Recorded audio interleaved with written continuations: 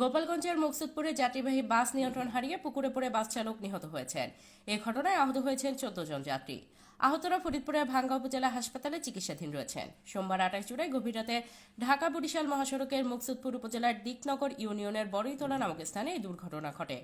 নিহত রফিক শিকদার পটুয়াখালীর 10 মিনা উপজেলার বেতাকি গ্রামের মানিক শিকদারের ছেলে।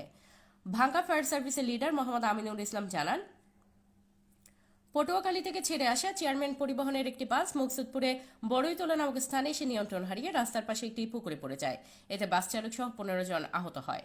খবর পেয়ে ভাঙ্গা ফায়ার সার্ভিসের একটি দল আহতদের উদ্ধার করে ভাঙ্গা উপজেলা স্বাস্থ্য কমপ্লেক্সে নিলে কর্তব্যরত চিকিৎসক বাস চালক রফিকুল শিকদারকে মৃত ঘোষণা করেন। এর মধ্যে 2 জনের অবস্থা আশঙ্কাজনক হওয়ায় তাদের উন্নত চিকিৎসার জন্য ঢাকা মেডিকেল কলেজে পাঠানো হয়েছে। Samia Sultana, CN Bangla news desk.